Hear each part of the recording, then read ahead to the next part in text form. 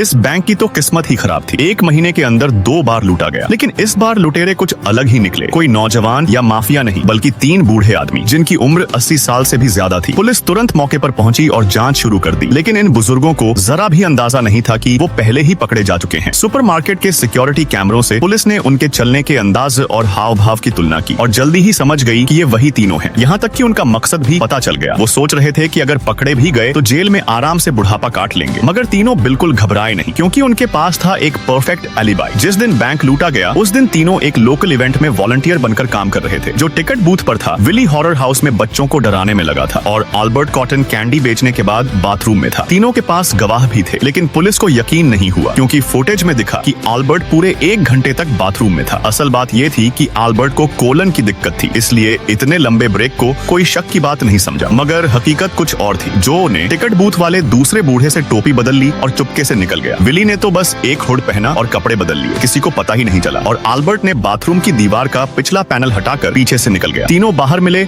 और बैंक डकैती को अंजाम दे दिया। काम खत्म होते ही अल्बर्ट सारे औजार फैक्ट्री में ले गया, सब कुछ पिघलाकर मिटा दिया, कोई सबूत नहीं छोड़ा। सब कुछ एकदम परफेक्ट प्लान की तरह हुआ। लेकिन फिर पुलिस एक छोटी लड़की को लेकर आई और तीनों के चेहरों का रंग उड़ गया। वही लड़की थी जिसने चोरी के वक्त विली का मास्क लगभग उतार ही लिया था। तीनों ने खुद को सामान्य दिखाने की कोशिश की, मगर लड़की उन्हें पहचान गई। वो धीरे धीरे विली के पास आई, उसकी घड़ी को देखा और फिर बोली, वो यहाँ नहीं है। पुलिस हैरान रह गई। असल में लड़की सब जानती थी, लेकिन उसे विली बुरा इंसान नहीं लगा, इसलिए उसने कुछ नहीं कहा। सबूत न मिलने की वजह से तीनों को रिहा कर दिया गया। बाद में जिस आदमी ने उन्हें बैंक लूटने का तरीका सिखाया था, उसने चोरी के सारे पैसे एक क्रेट में छिपाकर जो को दे दिए। तय हुआ था आधे आधे बांटेंगे, लेकिन उस आदमी ने 1 पैसा नहीं लिया। वो बोला, बुजुर्गों का ख्याल रखना समाज का फर्ज होता है। जो ने गौर से देखा, ये वही शख्स था जिसने पहली बैंक डकैती की थी, लेकिन उसकी गर्दन का टैटू गायब था। उसने बताया कि वो टैटू असली नहीं था, बस पुलिस को भ्रमित करने का तरीका था। तभी एक पुलिस अफसर अंदर आया, जो का गिरा हुआ सामान लौटाने। वो नीचे झुककर कुत्ते से खेलने लगा, जो पसीने में भीग गया, क्योंकि अगर उस अफसर ने सिर उठाया होता तो उसे डॉग क्रेट में छिपे लाखों डॉलर दिख जाते। शुक्र है कुत्ते ने अफसर को काट लिया और ये बात वहीं खत्म हो गई। आखिर में तीनों दोस्तों ने सारे पैसे बस अपनी पेंशन छोड़कर एक ओल्ड एज होम को दान कर दिए और फिर अपने बाकी के दिन शांति और सुकून से बिताने लगे। दोस्त